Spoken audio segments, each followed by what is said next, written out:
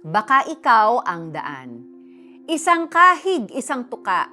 Ganyan ilarawan ng then 16-year-old na si Jenilyn ang buhay nila sa Samar. Para makatulong sa pamilya, naglakas loob siyang bumiyahe pa Manila para mamasukan bilang kasambahay. Yaya, tagahatid sundo sa mga alaga sa school. Yan ang trabaho niya. Each time she's in school, she can't help but remember her dream, ang makapagtapos ng pag-aaral. Sa inaraw-araw niyang pagtatambay sa Fetchers area, nakakakwentuhan niya ang ibang yaya at pati na rin ang ilang magulang na mga estudyante doon. Dito na nakilala si Mommy Sunshine. Nalaman ni Mommy Sunshine na gustong magtapos ni Jenilyn ng pag-aaral. So the next day, she gave her textbooks na napaglumaan na ng anak na graduate na ng high school. These books rekindled Jenilyn's desire to finish school. But her mind was filled with doubts as she wondered, sa kalagayan ko ngayon, paano? Tuwing gabi, pagtapos na ang pag-aasikaso sa mga alaga, lumalabas sa terrace si Jenilyn para basahin ang mga libro.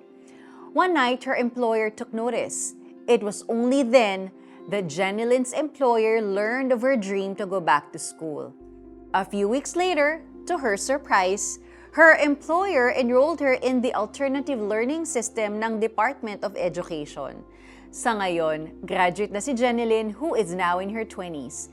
She has developed skills and knowledge that qualified her for an office job. If not for the generosity and compassion of that mommy in the Fetchers area and her employer who allowed her to study while working, baka hindi na nabago ang buhay ni Jenilyn. Thanks to people like them who became channels through which another person achieved her dreams. How about you? Are you willing to be a channel of blessing too? Let's pray. Dear Father, thank you for blessing me all the time. Make me sensitive enough to recognize your prompting whenever you want me to touch the lives of others. Give me a compassionate heart as you use me to remind others of your love. Amen. Look around you and see if there is any need that you can help meet. Malay mo, baka ikaw pala ang daan upang maabot nila ang kanilang mga pangarap. Gayon din naman, dapat ninyong paliwanagin ang inyong ilaw sa harap ng mga tao upang makita nila ang inyong mabubuting gawa at papurihan ang inyong Ama na nasa langit. Matthew chapter 5, verse 16. Ako po si Sonja Calit. God bless you and have a great day.